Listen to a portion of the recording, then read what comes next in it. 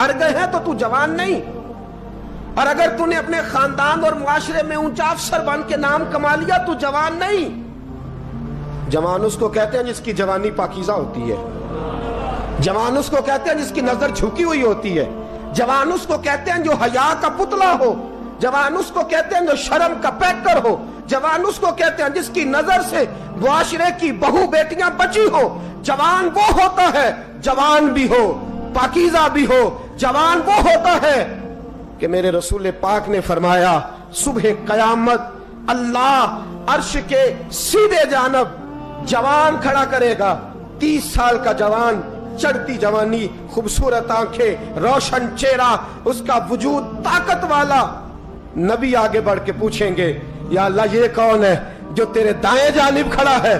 اللہ فرمائے گا یہ وہ جوان ہے کہ خوبصورت عورت نے اسے کہا تھا میرے ساتھ منہ کالا کر لے، پر اس نے نظر جھکا کے کہا تھا انی اخاف اللہ، نہ بھائی میں تو اپنے اللہ سے ڈرتا ہوں۔ فرمایا یہ پاک جوانی والا ہے، یہ حاجی نہیں، نمازی نہیں، یہ ولی نہیں، یہ صوفی نہیں، یہ وہ نہیں جو غوث زماں ہو، قطب دورہ ہو، پیر طریقت نہیں، مفتی وقت نہیں۔ یہ خالی جوان ہے پر پاک جوانی لے کے آیا ہے، یہ خالی جوان ہے پر پاکیزہ جوانی لے کے آیا، یہ خالی جوان ہے پر اس کی نظروں میں حیا بڑی ہے، یہ پاک۔ یہ کیا تماشا لگ گیا عشق کا چکر؟ اور آج جتنی مصیبتیں کھڑی ہوئی ہیں اس عشق مجازی کے روگ نے کھڑی کر دی ہیں۔ ہر جوان، ہمارا ایک بچہ تھوڑے دن پہلے اس علاقے کا محمد طیب نام کا شہید ہو گیا۔ وہ ایک کونے میں رہنے والا، ایک محلے میں ایک چھوٹے سے کونے میں رہنے والا بچہ تھا نا۔ میرے ساتھ دوست موجود ہیں، صبح سے لے کر ساری رات میں افسوس کرتا رہا میں جنازے میں کیوں نہیں گیا، میں جنازے میں کیوں نہیں گیا۔ وہ بچہ پاک فوج کا وہ شہادت اختیار کر گیا تو فخر سے سر بلند کر گیا اپنا، لیکن جو بی بی کے لیے ساری رات روتے رہتے ہیں وہ شہید ہو سکیں گے؟ جو ساری رات ٹھنڈ میں کھڑے ہو کے عورت کے ساتھ گفتگو کرتے رہتے ہیں اور جو سارا دن دل میں گند رکھتے ہیں بی بی کے لیے، ان کے ہاتھ میں تلوار آئے گی؟ یہ بہو بیٹیوں کی عزتیں بچا سکیں گے؟ عافیہ صدیقیہ جیلوں میں جل گئی امریکہ کی، اور وہ جب بھی خط لکھتی تھی کہتی تھی کوئی محمد بن قاسم نہیں بچا، وہ کہتی تھی کوئی شہاب الدین غوری نہیں بچا۔ اور وہ جب بھی، اب تو خیر اس کا ذہنی توازن ہی کام کرنا چھوڑ گیا، وہ بی بی جب بھی خط لکھتی تھی نا اہل پاکستان کو تو کہتی تھی پاکستان والوں بتاؤ کیا تمہارے اندر کوئی بھی خالد بن ولید کا ماننے والا نہیں؟ کیا کوئی نہیں تمہارے اندر جو علی کے نام کا نعرہ لگانے والا ہو؟ کوئی نہیں بچا جو فاروق اعظم کی سیرت کو فالو کرنے والا ہو؟ کوئی لاؤ جس کے ہاتھ میں تلوار ہو اور مجھے سمجھ آئے کہ یہ وہ ہے جو حسن اور حسین کا نام لینے والا ہے۔ کوئی نہیں بچا، اس لیے کہ گندگی دماغ میں، گندگی دل میں، گندگی روح میں تو اس کام کے لیے آیا تھا۔ میں کچھ دن پہلے ایک جگہ تعزیت، اور ڈرتا ڈرتا گیا تعزیت کرنے، پرانے جاننے والے تھے، دوستوں کا رشتہ تھا، تو میں ایک ہی بیٹا تھا، تو وہ مجھے پتا چلا کہ ٹرین ایکسیڈنٹ میں انتقال کر گیا، تو میں ڈرتے ڈرتے گیا کیونکہ معاملہ مشکوک تھا۔ اور جب میں تعزیت کے لیے اندر پہنچا تو ہمارے جو انکل تھے جن کا میرے دوست تھے، وہ ان کے کچھ عزیز کہنے لگا کہ حضرت جی آپ کے ساتھ والے باہر جا سکتے ہیں؟ تو میں نے کہا چلے جاتے ہیں۔ میں دوستوں کو گاڑی میں بھیج دیا، اور جب میں نے اس سے بات چیت کی کہنے لگا میرا بیٹا ایکسیڈنٹ تو میں نے بنایا ہے، وہ تو خودکشی کر کے مرا ہے۔ شادی کے 11 سال بعد خدا نے ایک بیٹا دیا تھا، اور مجھ سے غلطی یہ ہوئی، میں نے کہا میرے بیٹے کو تکلیف کوئی نہ آئے، اس کے منہ سے جو نکلا میں نے اسے دیا، جو اس نے مانگا میں نے دیا۔ کہتا ہے جو شخص 16,000 مہینے کا کمائے اور بیٹے کو 40,000 کا موبائل خرید کے دے، کہتا میں نے ہر سہولت اسے دی۔ پھر ایک امیر کی لڑکی سے یونیورسٹی میں پڑھتے ہوئے اس کا تعلق بنا، بچی کے میسج بھی میں نے اپنے موبائل، اس بچے کے موبائل میں دیکھے، اور اس لڑکے نے جو میسج سینڈ کیے وہ بھی میں نے دیکھے۔ پھر میں گھر پہنچ گیا، میں نے بیٹے سے منتیں کی کہ بیٹا وہ ہمیں رشتہ نہیں دیں گے، ہماری برادری بھی چھوٹی ہے اور ہمارے جیب میں پیسے بھی کوئی نہیں، پھر میں ان کے گھر گیا, بیٹا نہ مانا, اور میں نے اس شخص کو بلا کے کہا تیری بیٹی کے میسیج ہے, خدا را خیال کر, اور تیرے تو 7 بچے ہیں, میری گود میں تو ایک ہی پھول کھلا ہے, میں کدھر جاؤں, خیال کر. اس نے کہا دوبارہ تو نے نام لیا تو ایسے کیس میں باپ بیٹے کو پھنساؤں گا کہ ساری زندگی نکل نہیں سکو گے. نے کہا میں نے بیٹے سے کہا کہ بیٹا میں نے پگڑی تک رکھی ہے پر مجھے رشتہ نہیں ملا, تو باز آ جا. کہنے لگا 3 راتیں میرا بیٹا سویا نہیں, اور مجھے کہنے لگا حضرت جی وہ 4تھی رات سویا ہے تو دوبارہ اٹھا نہیں. مجھے کہنے لگا مجھے اجازت دو کہ میں اس بیٹی کو بھی قتل کر دوں اور اس کا باپ بھی قتل کر دوں, میرا تو گھر اجڑ گیا نا. وہ کہنے لگا میں کبھی کبھی دوستوں کے پاس جا کے رات گزار لیتا ہوں اور میں اپنے دل کو سکون دے لیتا ہوں, لیکن اس کی ماں اس کے جوتے سینے سے لگائے پھرتی ہے, اس کی اماں اس کے پرانے کپڑے لے کے سینے سے لگائے پھرتی ہے. کہنے لگا حضرت جی کوئی کوشش کرو, کوئی دعا کرو کہ اللہ مہربانیاں کرے.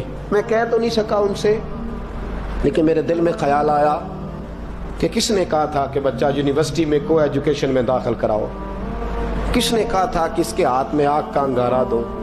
میرے دوست, آپ تیز آگ جلا کے اس کے قریب مکھن رکھو اور پھر مکھن سے کہو کہ ڈلنا نہ, پھر مکھن سے کہو کہ پگھلنا نہ. بھئی تیز آگ قریب جلا دی اور تو کہتا ہے پگھلنا, یہ کیسا ممکن ہے؟ ہو سکتا ہے؟ بولیے نا, ہو سکتا ہے؟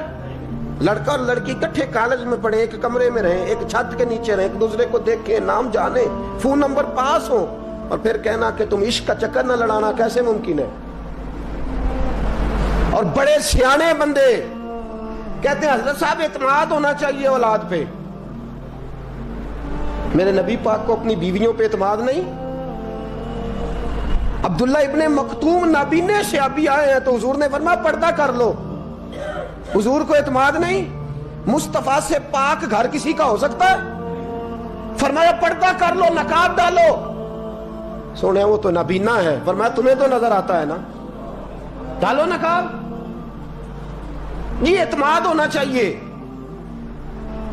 یہ کیسا اعتماد ہے کہ تو تیز آگ جلائے اور مکھن قریب رکھ کے اعتماد کر, یہ کیسا اعتماد ہے؟ ایک حدیث سنانے لگا, زندگی بھر بھولنا نہ, دل کی تختی پہ لکھنا یہ روایت. توجہ ہے آپ کی؟ جاگ رہے ہیں؟ بار والوں کو میری بات کی سمجھ آ رہی ہے؟ حدیث سنانے لگا ہوں, ابن حجر اسقلانی حدیث لائے ہیں. رسول پاک صلی اللہ علیہ وسلم نے فرمایا جہاں مرد اور عورت اکیلے ہوں وہاں تیسرا شیطان ہوتا ہے. یہ تو پہلے بھی سنے ہوں گے نا اتنے لفظ, اس سے آگے ہیں ابن حجر حدیث کے لفظ لائے. یا رسول اللہ صلی اللہ تعالی علیہ وسلم, مرد اور عورت اکیلے ہوں تو تیسرا شیطان ہوتا ہے؟ حضور نے فرمایا ہاں. عرض کی حضور اگرچہ وہ نیک ہو, جاگ رہے ہیں نا آپ لوگ, اگرچہ وہ جہاں مرد اور عورت اکیلے ہوں وہاں تیسرا شیطان ہوتا ہے. حضور اگر وہ نیک ہو لکھ لو دل کی تختی پر. میرے رسول نے فرمایا اگر عیسیٰ کی ماں مریم بھی ہو اور زکریا کا بیٹا یحییٰ بھی ہو تو میں ان دونوں کو بھی اکیلا بیٹھنے کی اجازت نہیں دے سکتا. فرمایا عیسیٰ کی ماں مریم جو رہی مسجد میں, پلی مسجد میں, جس کی پاکیزگی کا اعلان قرآن کر رہا ہے, عیسیٰ کی ماں مریم. اور فرمایا یحییٰ صرف نبی نہیں, نبی کے بیٹے بھی ہیں, زکریا بن یحییٰ. فرمایا اگر یہ دونوں بھی ہوں, ایک نبی ہو اور ایک ولی ہو, مریم اور یحییٰ بھی ہو, مریم اور زکریا بھی ہو, فرمایا میں ان کو بھی اکیلے بیٹھنے کی اجازت ہے. تو کس نیکی اور پرہیزگاری کی بات کرتا ہے؟ تو کیسا پیر ہے اس کے پاس تنہائی میں بیٹھ کے بی بی اپنا دکھڑا سنا رہی ہے؟ تو کیسا مفتی ہے, اٹھا کے لے جا طریقتیں شریعتیں, اور جا کے سنبھال لے اپنے جبہ اور دستار میں. وہ کوئی جبہ اور دستار نہیں، وہ گند ہے.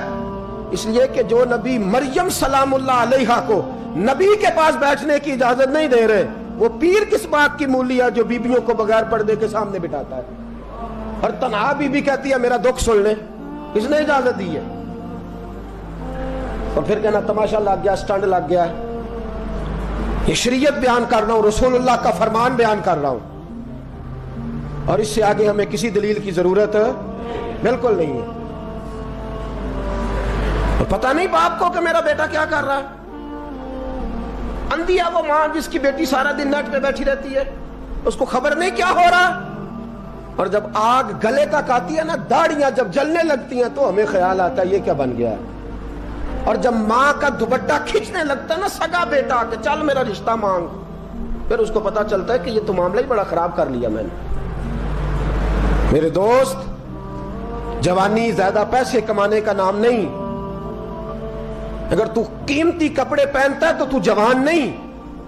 تو 50 کلو وزن بائیں ہاتھ سے اٹھا لیتا تو تو جوان نہیں. اگر تو ڈگریوں کا ڈھیر لگایا ہے اور تیرا دراز اور الماری